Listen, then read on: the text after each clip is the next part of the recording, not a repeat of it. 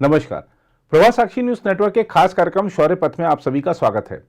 आज के कार्यक्रम में बात करेंगे भारत की आंतरिक और बाह्य रक्षा सुरक्षा चुनौतियों की, साथ ही बात करेंगे हमारे पड़ोस के हालात के हम पर पड़ने वाले संभावित असर की। इन मुद्दों पर चर्चा के लिए हमेशा की तरह इस कार्यक्रम में मौजूद हैं ब्रिगेडियर सेवानिवृत्त श्री DS त्रिपाठी जी। सर, आपका बहुत बहुत स्वागत है इस कार्यक्रम में। सर, आज के कार्यक्रम की शुरुआत करते हैं और पहला प्रश्न यह है कि विश्व का जो परिदृश्य है, खासकर हमारे पड़ोस का, उसको देखते हुए भारत के समक्ष सुरक्षा की कौन सी बड़ी चुनौतियां हैं। हम साथ ही यह भी जानना चाहते हैं कि आंतरिक सुरक्षा चुनौतियों की बात करें तो माओवादियों, नगा विद्रोहियों समेत पूर्वोत्तर के उग्रवादी संगठनों पर हम अब तक कितनी लगाम लगा पाए हैं। अनिल जी, जो क्वेश्चन अभी आपने प्रश्न पूछा है, आप जो चुनौतियों के बारे में, जो सुरक्षा चुनौतियां हैं, ये मेरे हिसाब से तीन तरह की हैं। एक तो इंटरनल, हमारा आंतरिक सुरक्षा। एक्सटर्नल मींस जो हमारे आस पड़ोस की जो आपने बात की, बॉर्डर्स के पास वहाँ, और जो वैश्विक स्थिति है आजकल, जो पूरे विश्व में जो चल रहा है, वो भी एक चिंता का विषय है। वहाँ भी सुरक्षा की जो स्थिति है, क्योंकि आज की जो जिस तरह से चुनौती है, कहीं से आप कहीं भी जा कर के ये जो सुरक्षा के लिए खतरा बन सकते हैं किसी भी देश के लिए। जैसे आप देख रहे हैं बाहर किस तरह से इंटरफेरेंस हो रही है, या एक दूसरे के आप अमेरिका चाहे यूक्रेन देखिए और बाकी देश देखिए, किस तरह से चले जा रहा है। इसके अलावा जब हम बात करते हैं सुरक्षा की, तो उसमें सिर्फ सुरक्षा देश की नहीं, जमीन की ही नहीं, जमीनी सुरक्षा नहीं है, हवाई सुरक्षा है, जो हमारी समुद्री सुरक्षा है, हमारी नदियाँ या बाकी जो हमारे नेचुरल रिसोर्सेज हैं उनकी सुरक्षा का विषय है। साथ ही एरियल सुरक्षा, हवाई सुरक्षा, और जिसमें हवाई सुरक्षा में एक कई चीज़ें आ गई हैं आजकल। स्पेस वॉरफेयर आ गया है, पूरे स्पेस से, सैटेलाइट से लेकर के ऊपर से चल रहा है। और इसको अगर आप थोड़ा कनेक्ट करें, देखिए यूक्रेन में क्या हो रहा है सैटेलाइट्स के माध्यम से। उसके साथ अगर आप देखें तो साइबर वॉरफेयर, या जो ये इंफो वॉरफेयर है, इससे सुरक्षा। तो इस हिसाब से चुनौतियां तो बहुत हैं, सिर्फ ये देखना है कि हम उसको कितने सक्षम हैं, कर सकते हैं या नहीं। आंतरिक की बात लें तो आप देखते हैं आंतरिक में जो सबसे ज़्यादा चुनौती है वो है टेररिज्म की, जो हमारे पास हम कई सालों से झेल रहे थे और काफ़ी हद तक अगर आप देखें तो हम कंट्रोल कर सके हैं। आप देखिए कुछ साल पहले अगर आपको याद है तो कितने ब्लास्ट होते रहते थे, कहीं ना कहीं से कोई ना कोई ऐसी चुनौती आती रहती थी। लेकिन काफ़ी हद तक हम कारगर हैं इसमें, लेकिन पूरी तरह ख़त्म नहीं हुआ है। क्योंकि हम अगर कुछ एक्शन लेते हैं तो आपको पता है कि टेररिस्ट भी आजकल वो सोचते रहते हैं और कुछ और तरीके ईजाद करते रहते हैं।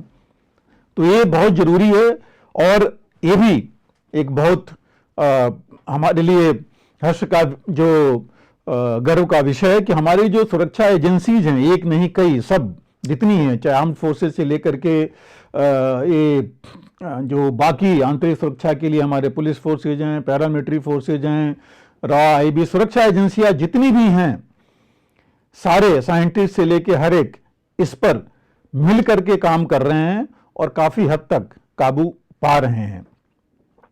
तो इसके अलावा अगर आप देखें तो जो अगली जो आंतरिक की हम अगर बात कर रहे हैं इसमें, तो इसमें हमारे पास जो इलीगल इमिग्रेशन अगर आप देखें, एक कि बाहर से जो लोग आ रहे हैं इलीगली हमारे यहाँ, वो आकर के वो हमारे रिसोर्सेज के अलावा वो भी आकर के भड़काए जाते हैं और कुछ न कुछ इन चीज़ों में, ऐसी हमारी इंटरनेशनल एक्टिविटीज़ में शामिल हो जाते हैं।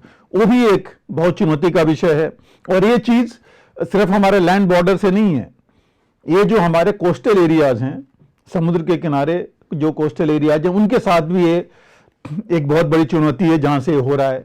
आप देखते हैं पहले भी अटैक्स हमारे पास हो रखे हैं, चाहे वो 26/11 का मुंबई का था या गुजरात कोस्ट में, या ये सब अभी तक हुए जा रहे हैं, जिनको कि एक हमारी ये बहुत बड़ी चुनौती है। लेकिन फिर मैं कहूँगा कि हमारी सुरक्षा एजेंसियां जो भी हैं इस बारे में जागरूक हैं और वो कदम उठा रही हैं कि ये चीज़ इस तरह आगे ना होने पाए।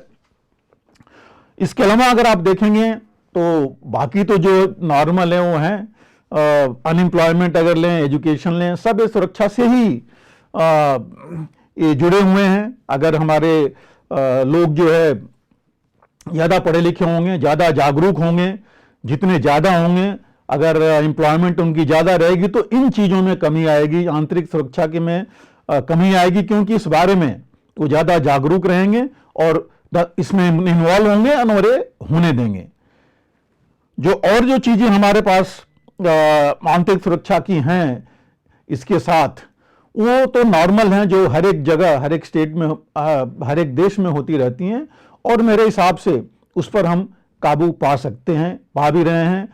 हमें लेके चलना पड़ेगा। हम एक दुनिया के सबसे बड़े डेमोक्रेसी हैं और इसमें छिटफुट जो हमारे मनमुटाव है होते रहते हैं, लेकिन ये चुनौती का विषय नहीं है जो ये मनमुटाव हैं, लेकिन ये हमारे लिए एक सुरक्षा का विषय नहीं बनने चाहिए।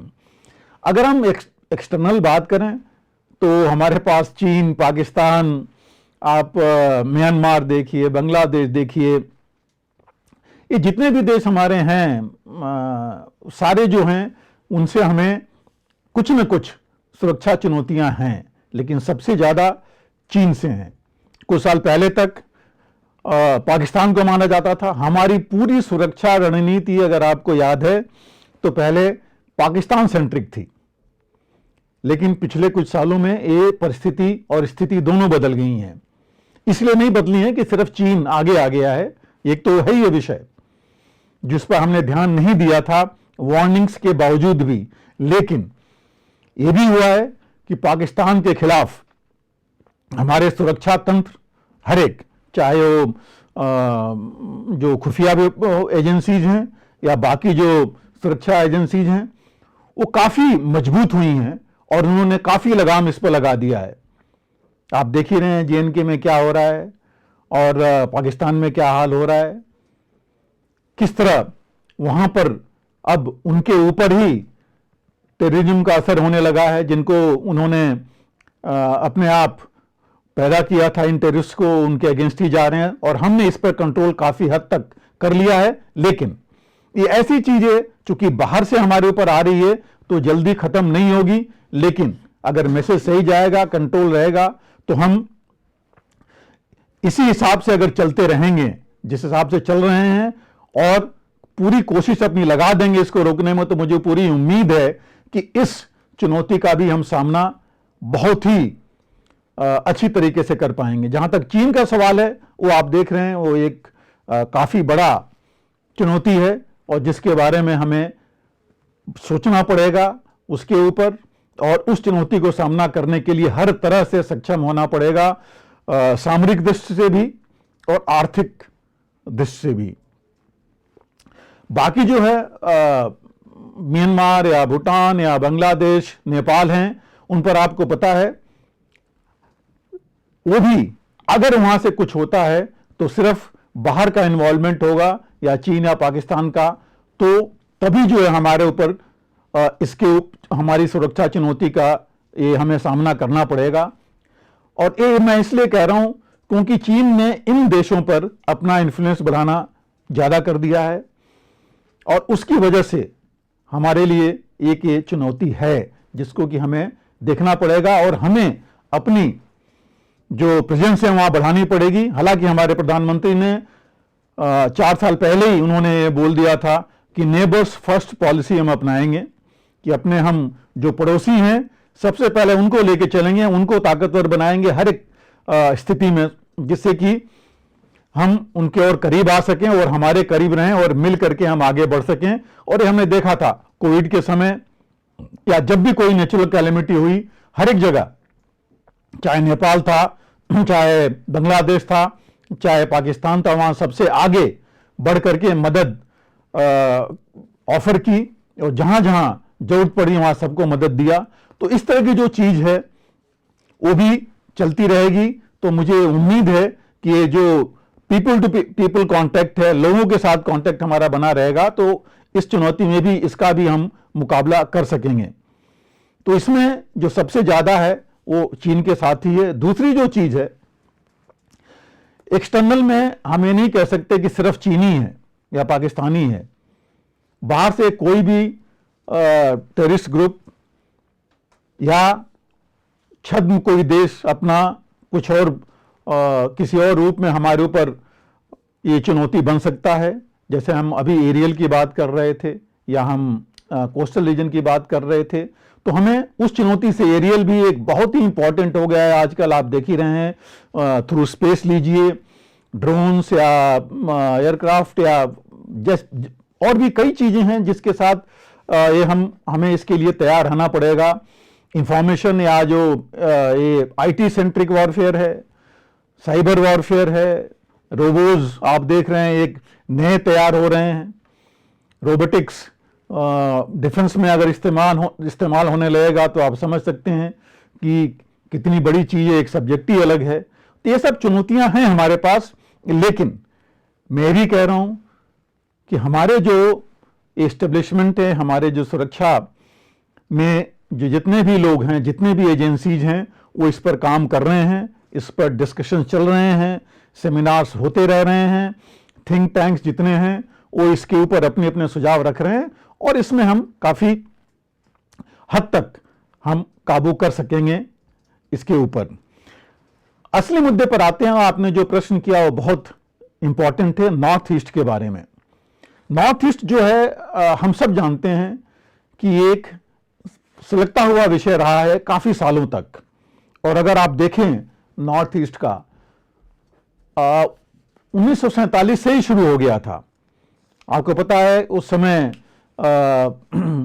उस जो फीजो वो थे अपने कुछ वहां के ग्रुप्स, उन्होंने इनकार कर दिया था शामिल होना हिंदुस्तान के साथ। और तभी से ये जो इंसर्जेंसी है या वहाँ के जो ये ग्रुप्स थे वो शुरू हो गए थे। कई ग्रुप्स थे, आपको पता है, नागा ग्रुप्स थे, असम में आपको ULFA, NSCN, Mizo National Front, Bodoland, ये सारे ग्रुप्स थे। और कुछ समय ऐसा लगा था कि ये शांत होने वाला नहीं है, और इस वजह से 1956 में जो भारत सरकार ने सेना को वहां भेजा काउंटर इंसर्जेंसी ऑपरेशंस के लिए। और आपको पता है कि वहां पर काफी कुछ काबू करने के लिए सेना ने वहां अपना काम किया। और तकरीबन 30-35 सालों के बाद, 1900 अगर कहें हम 90 या 92 के बाद, थोड़ी बहुत वहां पर कई चीजों में कमी आई। रीजन वहां बहुत कुछ था।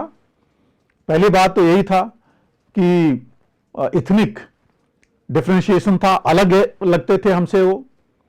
उनकी जो रहन सहन तरीका था वो अलग था हमसे, मेनलैंड से।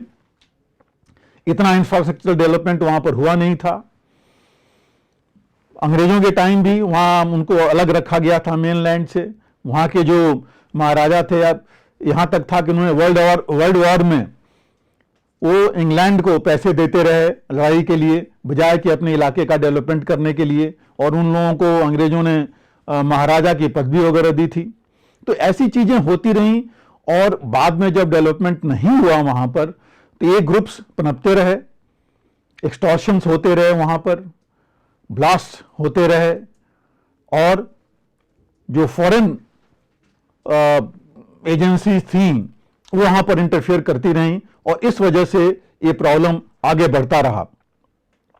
ऐसा नहीं है कि बिल्कुल खत्म हो गया, लेकिन काफी हद तक ये दबाया गया। इसी बीच में जो वहां के कुछ ग्रुप्स थे वो बाहर चले गए, बर्मा में चले गए, म्यांमार में चले गए, बांग्लादेश, भूटान में भी चले गए। और वहां भी उन्होंने जो है अपनी एक्टिविटीज वहां से की। और अगर आपको याद है कि 2 बड़े ऑपरेशंस किए गए थे। एक भूटान में किया गया था ऑपरेशन फ्लश आउट मिलिटेंट्स को वहां से हटाने के लिए, ये जो इंसर्जेंट्स थे हटाने के लिए। म्यांमार में आपको पता ही है कि 3 साल पहले हमने वहां भी ऑपरेशन सनराइज किया था, जो मिलिटेंट्स के ऊपर जो सर्जिकल स्ट्राइक की थी। तो ऐसी चीजें हुई और इसका फायदा भी हुआ कि जब इन्होंने देखा कि ये आगे नहीं बढ़ पाएंगे तो मेन जो हमारा मेन लैंड है उसमें इन्होंने आने की कोशिश की। और आपको पता है कि फिर गवर्नमेंट ने भी इनिशिएटिव्स काफी लिए।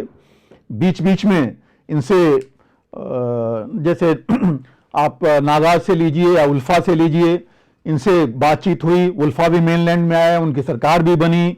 यही केस नागा एनएससीएन के साथ हुआ था, हालांकि एनएससीएन में 2 फैक्शन हो गए थे। तो उसके बावजूद वो लोग, लालडेंगा का आपको पता है, उनसे जब गवर्नमेंट के साथ उनका एग्रीमेंट हुआ, वो भी पॉलिटिक्स में आए, पॉलिटिकल फील्ड में आए और उसके बाद तस्वीर बदली वहां की।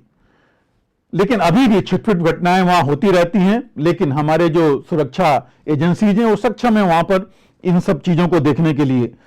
जहां तक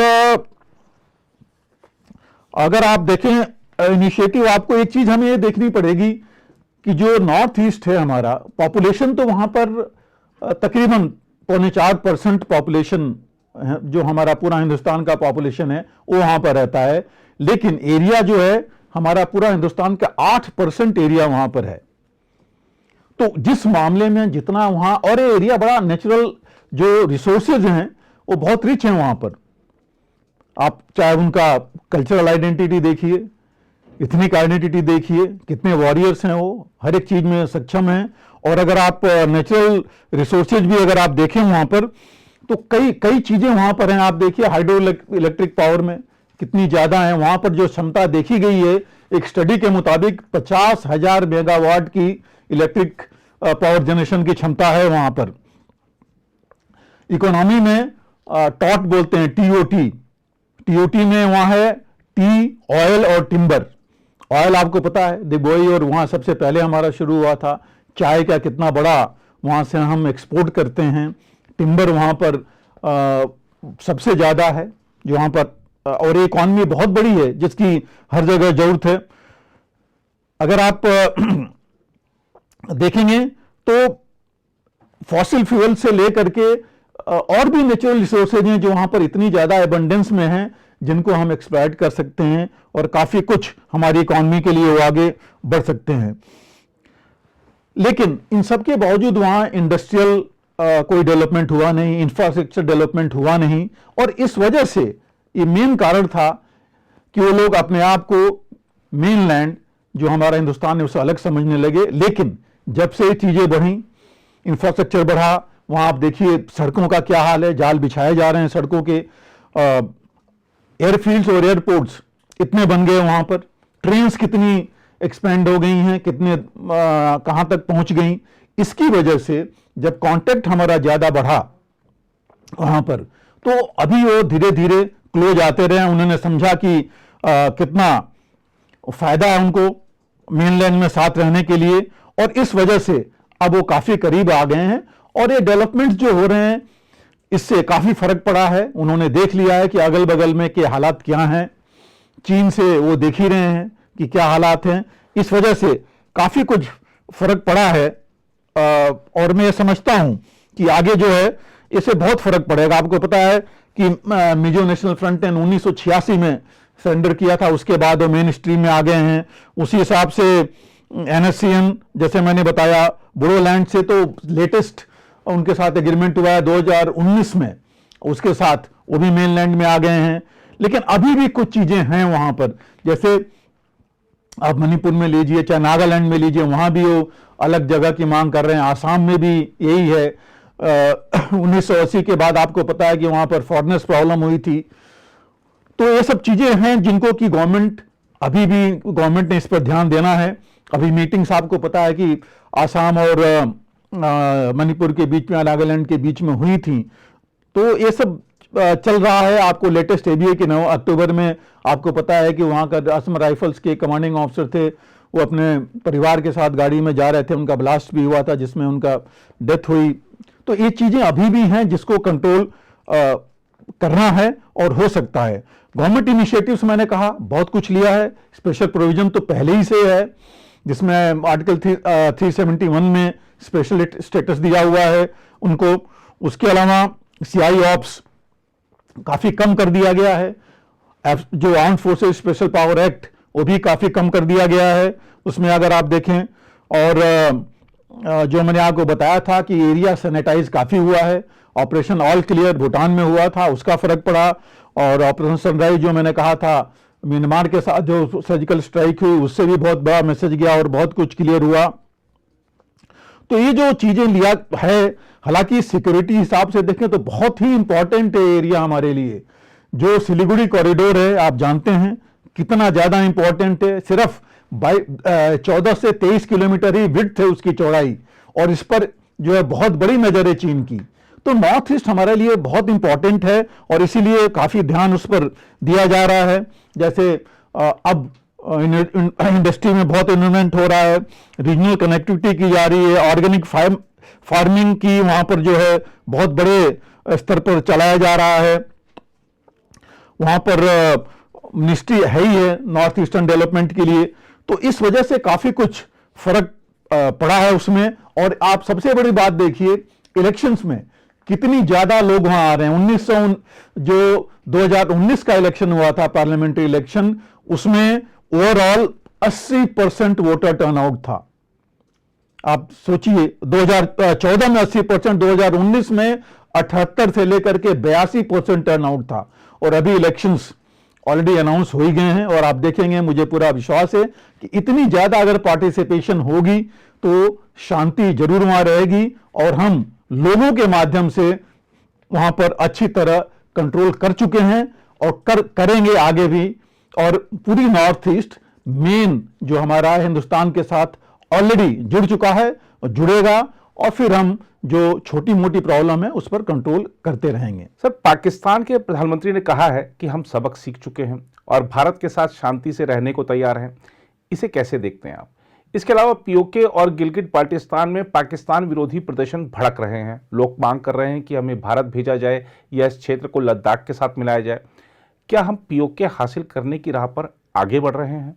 शहबाज शरीफ पाकिस्तान के 23वें प्रधानमंत्री हैं, आप सोच लीजिए। और इनका कोई भी प्रधानमंत्री आज तक अपना जो है कभी भी टेन्योर पूरा नहीं कर पाया है।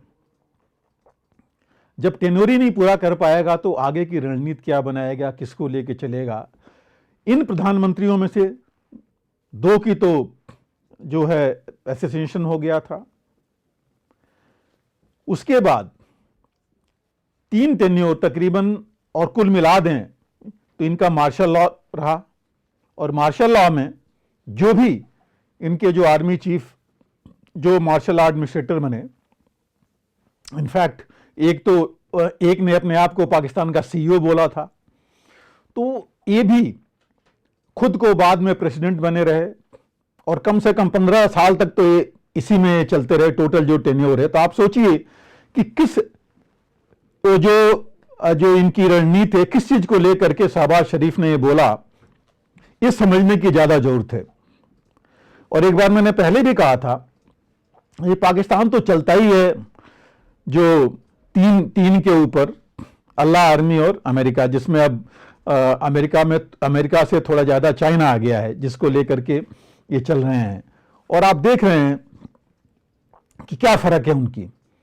ये मजबूर हुए हैं शहबाज शरीफ ये कहने के लिए, क्योंकि ऐसा नहीं था, वो हमेशा चीफ मिनिस्टर रहे हैं पंजाब के और पॉलिटिक्स में बहुत सालों से हैं। इनके भाई कितने 2 बार प्रधानमंत्री रह चुके हैं, तो ऐसे नहीं है कि ये नए हैं। लेकिन इनकी मजबूरी थी और मजबूरी 2-3 तरह से है। पहली बात, ये देख रहे हैं हिंदुस्तान कितना आगे बढ़ गया है वैश्विक स्तर पर। पाकिस्तान ने जो टेररिज्म जिसको पूरा फैला रहा था पाकिस्तान, उसको किस तरह कंट्रोल कर लिया है। जो ये 1000 कट्स की बात करते थे, ब्लीड करने की बात करते थे, उसको जो है किस तरह रोक दिया है हिंदुस्तान ने। जो इकोनॉमी चौपट कर रहे थे हमारे यहां नकली नोट भेज करके, वो रुक गया है।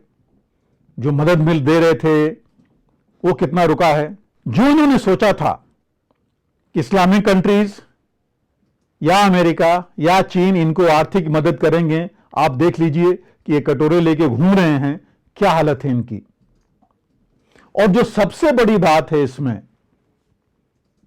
जनता, आपने खुद देखा होगा, आप खुद इसमें हैं, पाकिस्तान की जनता, यहां तक जो गिलगित बल्तिस्तान और बाकी के लोग ये मांग कर रहे हैं कि हमको जो है मिलाया जाए हिंदुस्तान के साथ, तिब्बत के साथ। जो नॉर्मल पब्लिक है वो ये सोचने पर मजबूर हो रही है कि क्यों जो है 1947 में हम अलग हुए। जिस कायदे आजम की ये बात कर रहे हैं उन्हीं को लोग क्वेश्चन कर रहे हैं कि क्यों ऐसा हुआ। जो ये हालत देख रहे हैं कि क्या हालत है, आर्थिक स्थिति या आर्थिक सामाजिक हर एक स्थिति वो देख रहे हैं कि क्या है हिंदुस्तान में और क्या उनकी हालत है। तो ये मजबूरी में दिया गया इनका ये बयान है। और ये बयान दिया कहां उन्होंने? यूएई में जाकर के, जब उनको पता है कि भारत के संबंध यूएई से कितने मजबूत हो रहे हैं, कितना बड़ा मंदिर वहां बन रहा है, बन गया है। सऊदी अरेबिया का साथ यही हाल है, जो हमारे संबंध इतने मजबूत हो रहे हैं। इतना बड़ा इन्वेस्टमेंट सऊदी अरेबिया करने वाला है, ऑलरेडी उसने कर रखा है 1100 मिलियन डॉलर का। और जो बयान है हमारा पीयूष गोयल का, जो हमारे कॉमर्स मिनिस्टर हैं, जब ये गए थे वहां पर तो उन्होंने बोला है कि वहां से तकरीबन 20 बिलियन डॉलर तक के इन्वेस्टमेंट्स की जो अंदेशा है, जो इनकी बातचीत चली है। तो आप सोचिए कि अगर ये कंट्रीज वहां पर हमारे यहां ये करने वाले हैं तो क्या मैसेज जा रहा है पाकिस्तान में। तो ये मेरे हिसाब से उनका बहुत मजबूरी का है। लेकिन मैं इनकी फेस वैल्यू पर नहीं जा रहा हूं। आगे इन्होंने क्या बोला है उन्होंने, और उसके बाद जो क्लैरिफिकेशन आया है इनकी पीएमओ या इनकी गवर्नमेंट से, उनका कहना है कि आर्टिकल 370 जो कि वहां पर वापस लिया था हिंदुस्तान ने, उसको जो है दोबारा वहां लागू किया जाए। उनका कहना है कि जो माइनॉरिटीज को सप्रेस किया जा रहा है, उनका हाल खराब है हिंदुस्तान में, उसको ठीक किया जाए। उन्होंने ये भी बीच में धमकी दी कि हम न्यूक्लियर पावर्स हैं, और उसका क्या होगा। तो आप सोचिए कि ये इतना सब कहने के बाद अगर वो कहते हैं कि हम शांति चाहते हैं, शांति के लिए बात करना चाहते हैं, तो वो तो टर्म्स और कंडीशंस लगा रहे हैं। अगर उनको शांति की बात करनी थी तो टर्म्स कंडीशंस नहीं लगाते। और इसी बीच में अगर आप देखिए, जो उनके पिछले थल सेनाध्यक्ष थे कमर बाजवा, उन्होंने एक इंटरव्यू में बोला है कि बैक चैनल डिप्लोमेसी में जब इमरान खान प्रधानमंत्री थे तो उस समय बात यहां तक की गई थी कि जो कश्मीर की जो सिचुएशन है या सवाल है, उसको 20 साल के लिए स्थगित कर दिया जाए और ट्रेड और कॉमर्स की बात की जाए, जिससे कि हम आगे बढ़ें। ये सोच वहां चल रही थी। तो अगर इस तरह की बातें हैं तो मैं नहीं समझता हूं कि पाकिस्तान या वहां का एस्टेब्लिशमेंट बहुत जो है इस बारे में सीरियस है कि इस बात को आगे बढ़ाया जाए। उनके ऊपर प्रेशर है, डोमेस्टिक प्रेशर है। आप सोचिए 8 महीने में वहां इलेक्शन होने वाले हैं, अक्टूबर में इलेक्शन होना है, उससे 1.5-2 महीने पहले जो है कोई नया प्रधानमंत्री उनके कॉन्स्टिट्यूशन के मुताबिक रहेगा, ये रहेंगे नहीं। तो इनके पास टाइम कितना है, क्या बातचीत करेंगे, और कितना इन्होंने अपने आप को लिया है, अपने फौज को अपने साथ, जो कि इनकी गवर्नमेंट चलाती रहती है। इमरान खान ने काफी कोशिश की थी फौज को अलग करने के लिए गवर्नमेंट से या जो शासन से, लेकिन कामयाब नहीं हो पाए थे। और अभी भी इमरान खान की पॉपुलैरिटी जो है काफी बढ़ रही है पाकिस्तान में। तो ये लग रहा है कि मुझे ये शहबाज शरीफ ने जो बयान दिया है, ये सिर्फ एक दिखावे का या मैं कहूँ छलावे का बयान है। वो सीरियस नहीं है इसके ऊपर, सिर्फ अपने इंटरनल या एक्सटर्नल जो मास्टर्स हैं उनको प्लीज करने के लिए उन्होंने बयान दिया है। सर, हमारा अगला प्रश्न यह है कि चीन के हाथ खींचने के बाद संयुक्त राष्ट्र सुरक्षा परिषद की समिति ने जमात उद दावा और लश्कर ए तैयबा प्रमुख हाफिज मोहम्मद सईद के रिश्तेदार अब्दुल रहमान मक्की को वैश्विक आतंकवादी घोषित कर दिया है। चीन ने क्यों इस प्रस्ताव से हाथ खींचा, जबकि पिछली बार उसने इस प्रस्ताव का विरोध किया था? हम यह भी जानना चाहते हैं कि चीन समर्थक माने जाने वाले नेपाली प्रधानमंत्री पुष्प दहल प्रचंड ने कहा है कि वह जल्द ही अपनी पहली विदेश यात्रा पर भारत जाएंगे। क्या ओली के समर्थन से सरकार चला रही प्रचंड अपना रुख बदल रहे हैं? नीरज जी, इसमें दो तीन चीजें बहुत इंपॉर्टेंट है जो हमें सोचनी पड़ेगी। आपको पता है कि भारत वो भारत नहीं रह गया 2-3 साल या 4 साल पहले का। अभी जो है चीन ने भारत को बहुत अच्छी तरह देख लिया है कि भारत जो है सामरिक और आर्थिक दृष्टि से अपने आप को कितना आगे बढ़ा रहा है, कितना आगे बढ़ जाएगा। इन्होंने स्टडी कर ली है, उनको पता है आईटी क्षेत्र में, तकनीकी में, कहीं भी। और इससे ज्यादा जो चीन ने देखा है कि वैश्विक स्तर पर भारत की पहुंच बढ़ गई है, भारत को बहुत सीरियसली सुना जाने लगा है। आप देखिए, G20 as it is president है भारत, सिक्योरिटी काउंसिल का प्रेसिडेंट है, WHO उसमें, और G7 में भारत इनवाइट होता रहा है उनकी मीटिंग्स में, आसियान में, क्वाड देख लीजिए, इंडो पैसिफिक देखिए, तो हर जगह देखिए भारत जो है अब काफी वैश्विक स्तर पर आगे बढ़ चुका है, जो चीन भी देख रहा है, उसको पता है। उसने पिछले 2 सालों में 3 बार हाथापाई भी कर ली, जिसमें उसने वहां देख लिया कि भारत कितना आगे बढ़ रहा है। तो सामरिक, रणनीतिक और आर्थिक हर एक दृष्टि से उसने देख लिया। तीसरी चीज, सुरक्षा परिषद में आने से पहले ही भारत ने सोच रखा था कि उसने 5 नाम थे, जिसमें मक्की का था कि इनको जो है वैश्विक स्तर पर घोषित करना है। तो इस तरह ये ऑलरेडी अमेरिका ने घोषित कर रखा है, उसके बावजूद, और जबकि कोई कनेक्शन नहीं है चीन का इससे, और भारत 2 साल से कहता रहा है। और अभी बहुत मुखर रूप से भारत ने बोला था, हमारे प्रधानमंत्री ने बोला था, इवन विदेश मंत्री ने बोला है कि टेररिस्ट सिर्फ वही नहीं है, वो स्टेट नहीं है जो टेररिस्ट को मदद दे रहे हैं, आर्थिक मदद दे रहे हैं या ट्रेनिंग दे रहे हैं। जो लोग टेररिस्ट को सपोर्ट कर रहे हैं उनको वैश्विक स्तर पर बाकी जगहों से अगर उनको डिक्लेयर कर दिया जाता है, उनके विरोध में उनके ऊपर प्रतिबंध लगाया जाता है, और अगर कोई देश इसको रोक रहा है तो वो भी उन्हीं के बराबर है जो कि टेररिस्ट को मदद दे रहे हैं। और ये चीज कई जगह वैश्विक स्तर पर बोली गई, जिस पर नेचुरली चीन के ऊपर भी असर पड़ा। और एक ये भी चीज है कि चीन ने देखा कि अमेरिका और रूस के दबाव के बावजूद चीन ने भारत ने अपनी जो रणनीति है उसको अपने हिसाब से रखा, ना प्रो यूएसए ना प्रो रशिया। तो अपने इंटरेस्ट को देख करके भारत ने अपनी सारी रणनीति बनाई और उसी के ऊपर चल रहा है और काफी आगे चल रहा है। तो इस देख करके मेरे हिसाब से चीन मजबूर हुआ कि भारत से हम इन चीजों के लिए, जहां पर कि उसको सीधा लेना देना नहीं है, सिर्फ पाकिस्तान की ही वजह से वो अगर ऐसा करेगा तो उसकी बदनामी होगी। और ये बदनामी भारत शुरू कर दिया था करना, और वैश्विक मंच पर ये चीजें उठती रही हैं।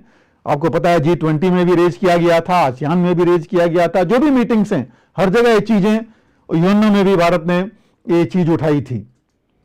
तो ये एक तरह से मजबूरी है चीन की, ये समझने के बाद, और उसने ये माना है कि भारत को हम इतना ज्यादा ऐसी ऐसी चीजों में हम उलझाए नहीं रख सकते, इसलिए ये उसने कदम लिया है।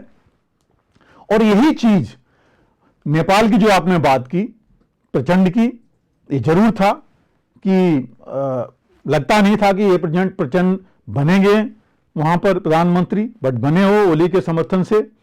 लेकिन उनको भी पता है कि अगर जितनी मदद मिलनी चाहिए थी चीन से वैश्विक स्तर पर, चीन ने बाकी देशों को भी उतना नहीं दिया। पाकिस्तान का जीता जाता एग्जाम्पल है, श्रीलंका का उन्होंने देख रखा एग्जाम्पल है सामने कि क्या हालत हुई उनकी। और नेपाल की अगर ये हालत होगी तो उनको पता है नेपाल की मदद करने वाला सबसे पहले अगर कोई है तो वो है भारत। और यही नहीं, जो पीपल टू पीपल कांटेक्ट है, लोगों का आपसी जो कांटेक्ट है, वो चीन के साथ ना उतना है ना हो पाएगा नेपाली लोगों का जितना कि भारत के साथ है। तो ये जरूरी है कि प्रचंड के लिए कि वो भारत के पास आएं और भारत से सबसे पहले मैत्री का हाथ बढ़ाएं। कितना कहेंगे, मैं ये कहूंगा कितना करेंगे या वो क्या करेंगे, इसके लिए हमें फिर भी जो है थोड़ा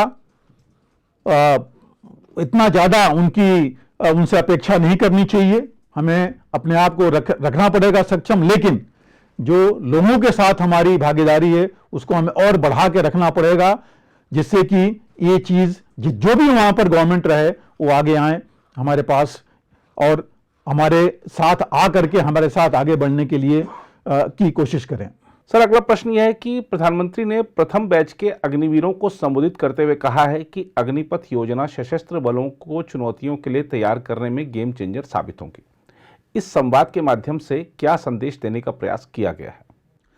नीरज जी, इसके ऊपर हमने पहले भी बात की थी अग्निपथ स्कीम के बारे में। मेरा मानना है कि अगर अग्निपथ स्कीम को वेरी फैक्ट अगर प्रधानमंत्री खुद संबोधित कर रहे हैं तो इसके ऊपर सरकार में काफी मंथन किया गया होगा हर एक लेवल पर। अब तो स्कीम चालू हो गई है। आप सोचिए कि 46,000 वैकेंसीज के लिए तीनों में करीब 54 लाख लोगों ने जो है अप्लाई किया था। तो आप सोच लीजिए कितनी बड़ी ये स्ट्रेंथ आई थी और इतने लोग आए थे अग्निवीर के लिए ही, जिसको कि हम कई लोग इसके विरोध में बोलते आए हैं, कुछ पॉलिटिकल पार्टीज बोलती आई हैं। तो इस प्रधानमंत्री का उनको बताना ये संदेश जरूर गया है अग्निवीरों को कि भाई आपको देश नहीं छोड़ रहा है, या प्रधानमंत्री या सरकार या फौज नहीं छोड़ेगी इसके बाद भी आपके लिए। आपको पता है रक्षा मंत्री ने भी उस दिन संबोधित किया था और पूरा उनको बताया गया था कि 25% जो फौज में लिए जा रहे हैं वो लिए जाएंगे, उसके अलावा जो रहेंगे उसको बाकी सरकारी नौकरियों पर या जो प्राइवेट सेक्टर या पब्लिक सेक्टर है वो है, या जो लोग हैं उनको इतना सक्षम बनाया जाएगा कि वो अपने आप को सेल्फ रिलायंट बन सकें, आगे बढ़ सकें।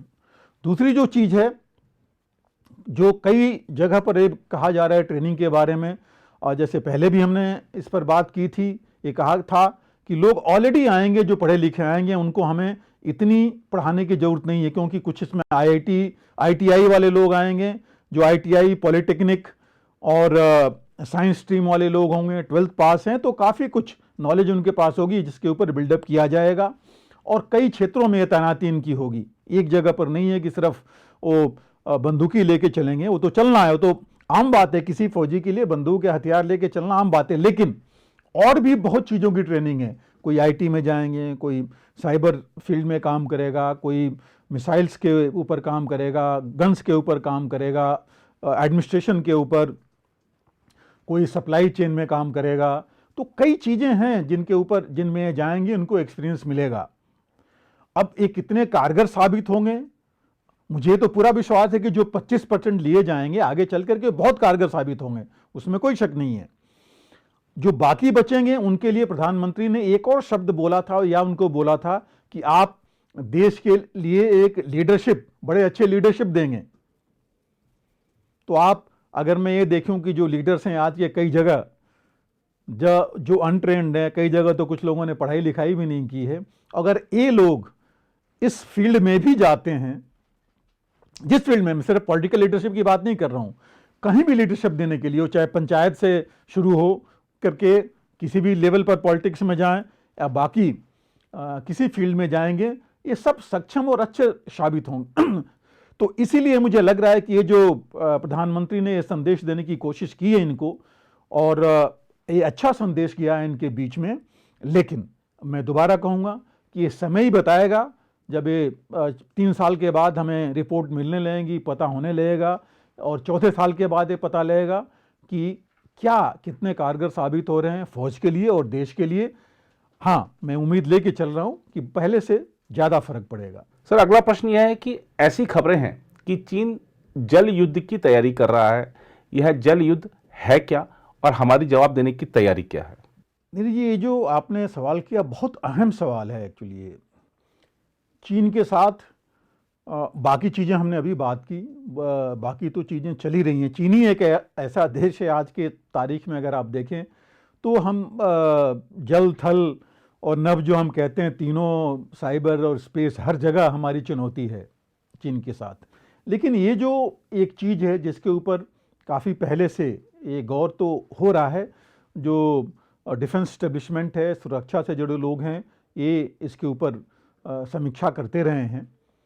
चीन ने, जैसे आपने बताया, एक बहुत बड़ा डैम बना रहा है जो ब्रह्मपुत्रा पर, जो हम ब्रह्मपुत्र कहते हैं हमारी तरफ, और उसकी तरफ सियांग रिवर जो है, और इसके ऊपर उन्होंने जो बना रहे हैं, तकरीबन उनका तो कहना है कि 51 मेगावाट की गीगावाट जो है प्रोड्यूस करेंगे बिजली वहाँ पर, और बहुत बड़ा डैम बना रहे हैं।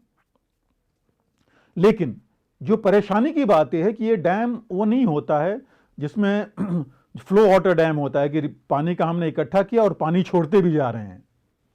ये पानी वहाँ इकट्ठा कर रहे हैं, और इनका कहना यह है कि इस डैम से वो इरिगेशन से लेकर के पानी की जो समस्या है वो सुलझाएंगे। अगर आप स्टैटिस्टिक्स लीजिए तो चीन जो है 20% दुनिया की पॉपुलेशन उसके पास है, और लेकिन उसके पास सिर्फ 7% वाटर रिसोर्सेज हैं। हमारा जहां तक सवाल है, 14% हमारे पास दुनिया की पॉपुलेशन है, और भारत के पास सिर्फ 4% ही जो पानी के स्रोत हैं या सुविधाएं हैं हमारे पास हैं। तो दोनों के पास प्रॉब्लम है पानी की।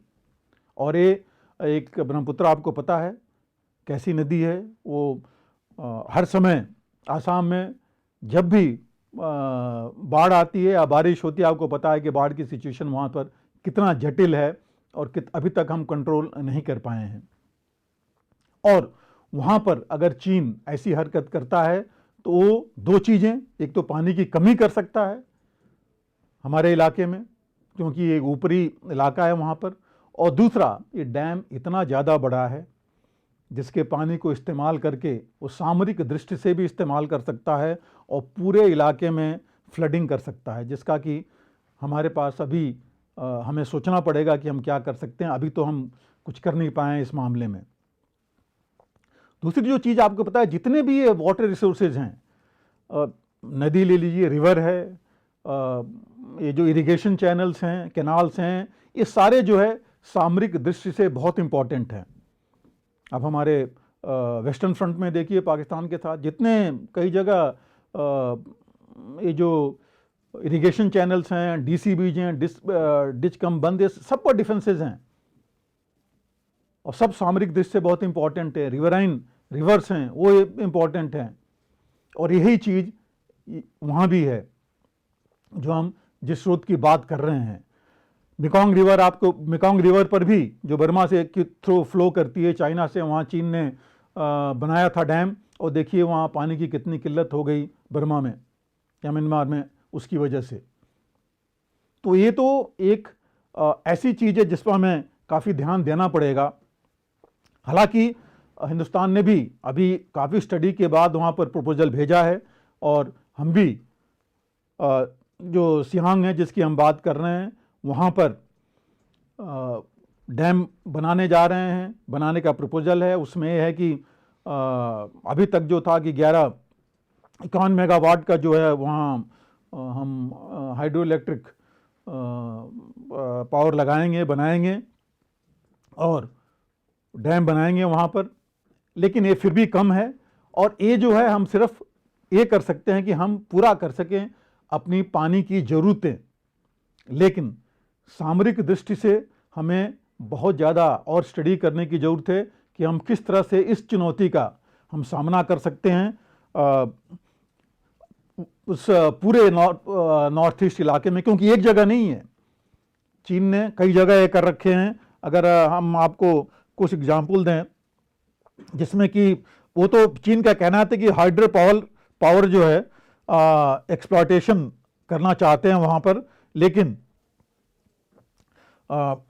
एक जांगू डैम बनाया था चीन ने 2010 में, काफ़ी उन्होंने पहले तो बताया नहीं किसी को, और उसके बावजूद उन्होंने बनाया, और वो भी एक तरह से हमारे लिए बड़ा इम्पॉर्टेंट है सामरिक दृष्टि से।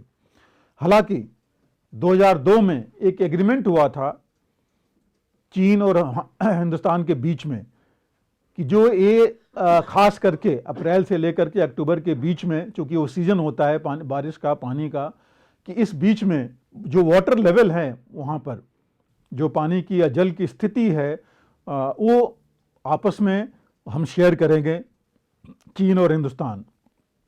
हालांकि 6-6 महीने पर यह था, फिर हुआ कि 3-3 महीने बाद शेयर करते रहेंगे, फिर बीच में मानसून के टाइम डेली बेसिस पर भी था। लेकिन जो हमारा डोकलाम हुआ उसके बाद से चीन ने शेयर करना बंद कर दिया है। हालांकि अब सैटेलाइट्स हमें रखनी पड़ेंगी, हैं हमारे पास स्पेस से, जो हम देख सकते हैं, जो मॉनिटर करें, और इसमें हमें अभी काफ़ी कुछ और भी करने की ज़रूरत है। लेकिन ग्राउंड लेवल पर सैटेलाइट्स फिर भी उतनी क्लियर पिक्चर नहीं दे पाएंगी जितनी कि ग्राउंड लेवल पर हम देख सकते थे, पता कर सकते थे। तो ये बहुत ज़रूरी है मॉनिटर करना और इसके लिए तैयारी करना दोनों। और इसके ऊपर ऐसा नहीं है कि ये स्टडीज़ हुई हैं अपने हिंदुस्तान में भी, एक जहाँ तक मेरा वो है IDSA जो हमारे हैं, और बाकी लोगों ने भी इसके ऊपर स्टडीज़ की हैं, और सरकार के पास ये चीज़ें, स्टडी रिपोर्ट्स गई हैं।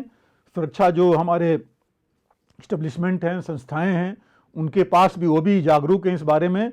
और लेकिन ज़रूरी है कि हम इसके ऊपर और ज़्यादा सोच विचार करें और अपने आप को सक्षम बनाएं इस चुनौती का भी सामना करने के लिए। सर, बहुत धन्यवाद आपका इस कार्यक्रम से जुड़ने के लिए, और वाकई आपने आज जिस विस्तार के साथ रक्षा सुरक्षा चुनौतियों पर हमारा मार्गदर्शन किया है, पाठकों के, दर्शकों के मन में जो सवाल उठते हैं उनका जवाब देने का प्रयास किया है, उससे निश्चित तौर पर सबको लाभ होगा। फिलहाल इस रिपोर्ट में इतना ही।